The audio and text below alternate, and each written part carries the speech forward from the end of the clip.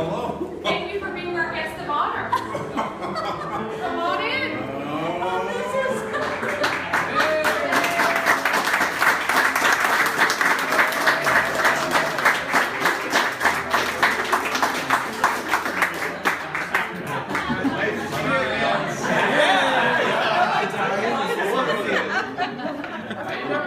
Welcome to all my dearest of friends and family. Wow. I'll start. Brendan, how you doing? I'm Barbara, Eric's sister. Oh, okay. Hi, I'm Virginia. Their neighbors. He just down there. Bob, Lynn. I'm Jeff's Jeff's wife. He's right over there. I'm Michelle's aunt.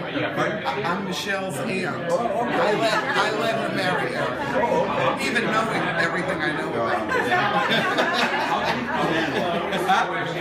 You got it, because she takes after us. She got that. hello, I'm Jim. This is Sarah. You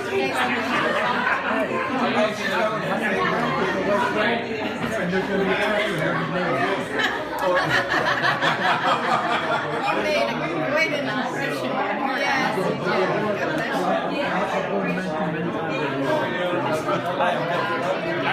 First time I'm Kevin. I'm Fred. You gotta go back through and remember everybody's name.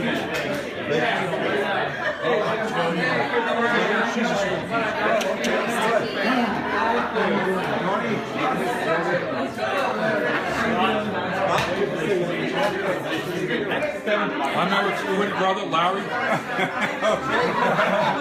I never made it to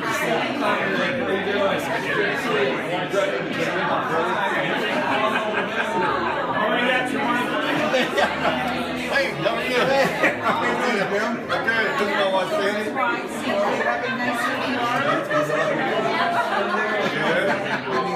You got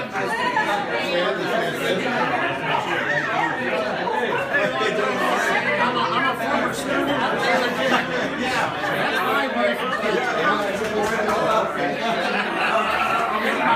This is my wife, Jan.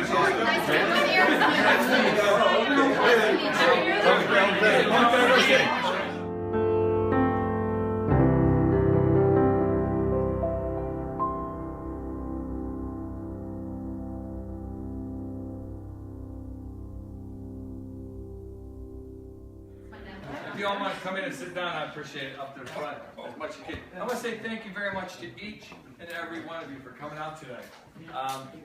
This is a special event for me, special events for us, and just thank you for taking time out of your day. I don't usually like to use notes whenever I get up to do a speech, but this is a little different. There's a few other topics I want to cover, and I don't want to get done with it and go, oh, I forgot that one. Because whenever you talk in front of everybody at once, you're always nervous that you're going to look like an idiot. Understand. Let me tell you where this journey started with our friendship. In 1974, I was in 7th grade, and I went to Taylor Junior High School. And in the beginning of going to Taylor Junior High School, he was the assistant principal at that time. And in those days, there was a lot more respect, I believe, than there is today for the teachers and for the whole general theme of principals and, student. And this was a tough school. This was a suburb school of Detroit, Michigan. And we all know Detroit is the murder capital of our country, and this is a suburb of that city. So this is not, like being out on a farm somewhere.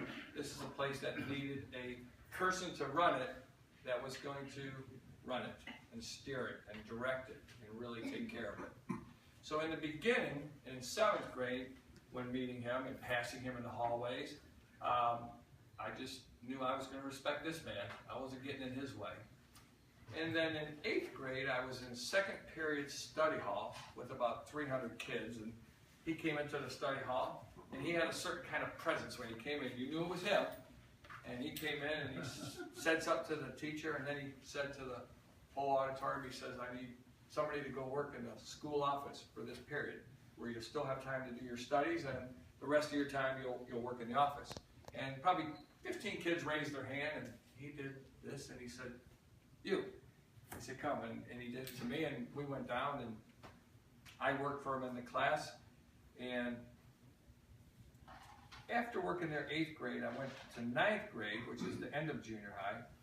And the same thing happened again. I was in, I think it was 4th period, and he came in and he went to go up to the teacher to say, hey, I want another student for school office. And he looked and he saw me, and the question never even got asked. He came over and he said, here, come out in the hallway, I want to talk to you. And he said, you want to work in the office in 9th grade? I said, yeah, I'd love to. And we worked together for 2 years in the office.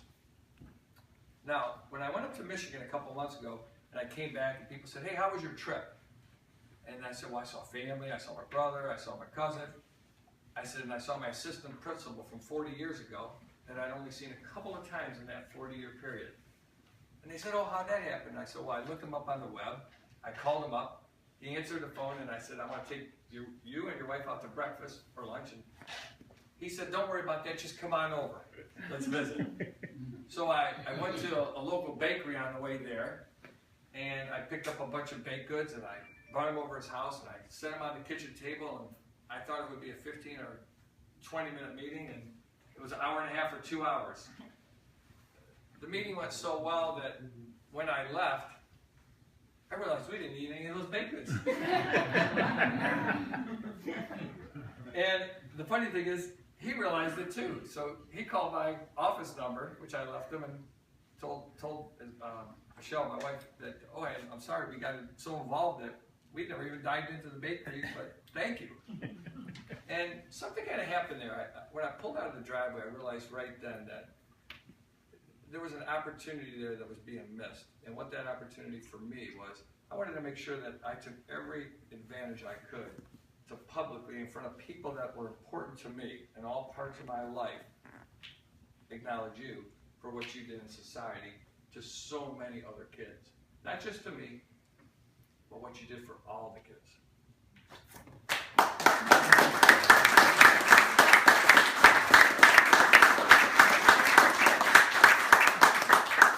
I just want to say thank you, and thank you. You made that part of the job real easy. Now we'll tell something humorous. In school, well, wasn't that humorous at the time? In school, I was in Woodshop, which was the farthest part from the junior high. All the way back to Florian's place was all the way in the back. I was doing something, I can't remember exactly what I was doing, and a kid started agitating me and picking a fight. The next thing you know, well, you pick a fight if you're from the suburbs of Detroit, you pick a fight, you try to end the fight. You know, so you don't start it, but you better end it. So we're fighting, and the next thing you know, I'm picked up by the back of my collar by one teacher, and the other by Florian, and the other kid was picked up by the other. And he said, you're going to go to Haarala's office. I said, oh, good, Haarala's office. No, not so good. So they drug us down there to the office, sat us down in the chairs that I normally sit when I'm working.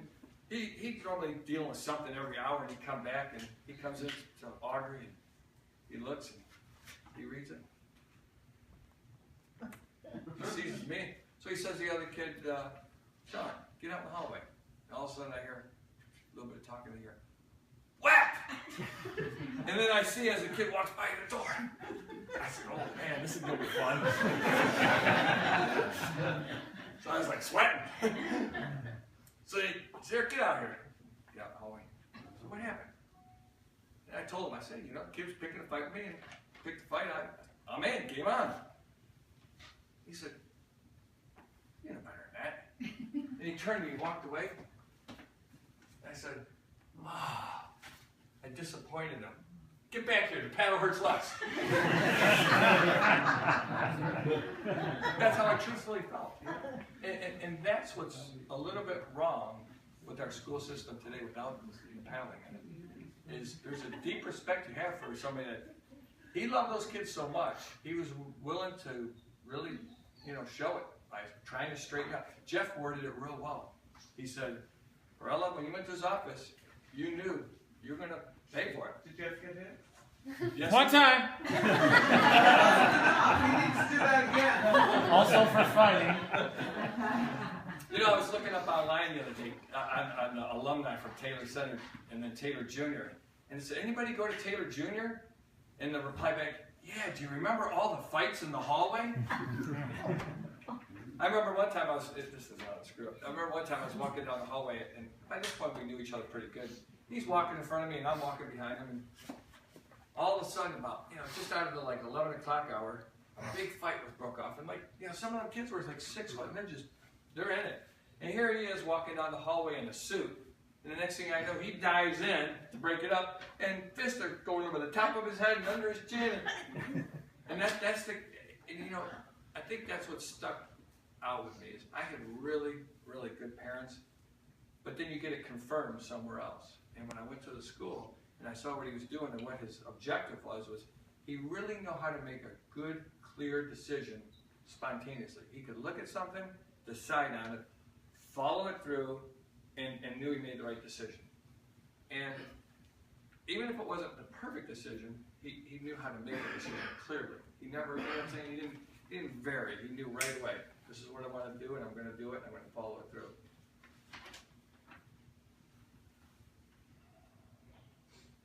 So a lot of people talk about what school, everybody, a lot of people come to me and said, so you're having your principal down, and I had a teacher that did this, or I had a teacher that did that. And, everybody, I guess, has a favorite teacher is what I've learned. This was my favorite teacher. It wasn't that he stood at a chalkboard and he said, like, you do this, this, and that. It's what I learned watching him and how he dealt with things and how consistent he was. And one other thing I really respected about him, and this is a subject him and I have never discussed, here in the school principal's office for 2 years, you see a lot of stuff in a school like that.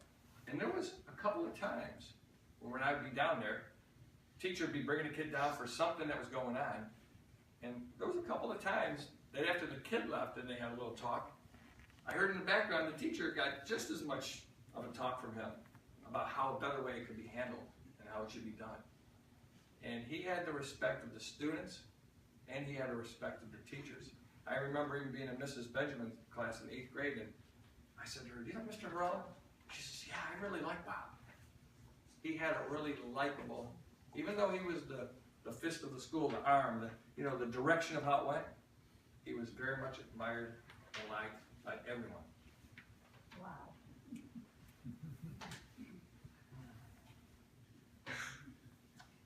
Well, now we're going to get to some. I want to also say, just so I don't forget, this evening tonight was very much possible by Christy.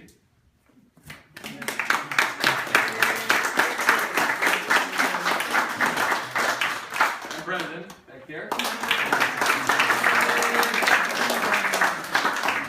You did all the work while you were partying in Vegas. Hey Jeff, he brought this down for me. How you like it?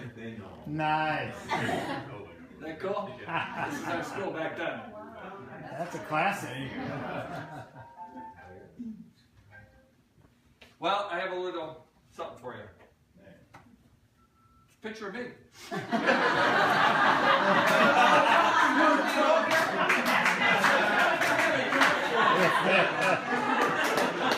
It's your own picture of us. Who's that old guy? My dad would have something to say about that. And I will tell you what her dad would have said. Her dad would have said that's for the mice control or the bug control. He would say, oh, thanks, I got pest control. The first time I got it done, it came out in color, and I looked so red, I looked like an Indian. I said, wow. So I went back and I had to readjust the color, and then I looked even worse. Well, So Eric, finally I gave up. let's see what we're working with here. Yeah, It can only look so good. What do you want them to do? so then I finally went back to black and white. So if you're not happy with the pictures, I'll do black and white. You know how we're all moved by a movie at a certain time of our life, and that movie's really something you're excited about, and then a few months go by and the People's Choice Award comes out with an award, and the guy comes out with a glass award, and I was wondering what those glass awards were. So I thought, wouldn't that really be befitting if we could have something like that for you? Because you move me a lot more than a movie. Hey there, People's Choice Award.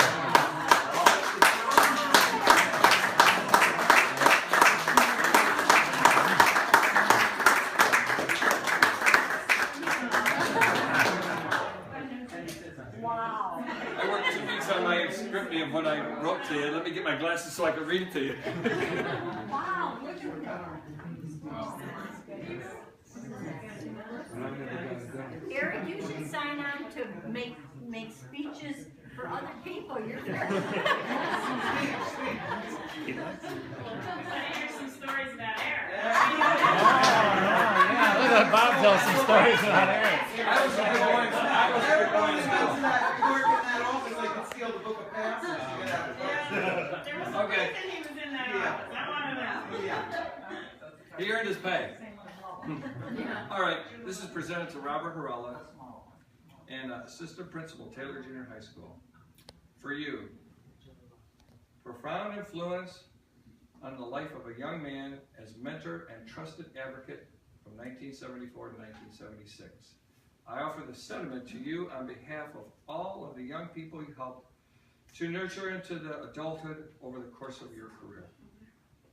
Presented me with deep appreciation on this date, and it's an award of leadership.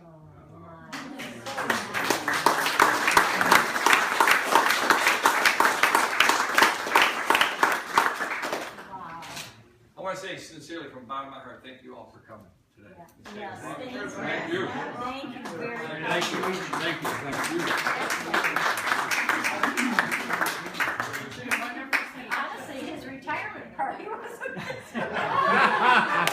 It's a second retirement.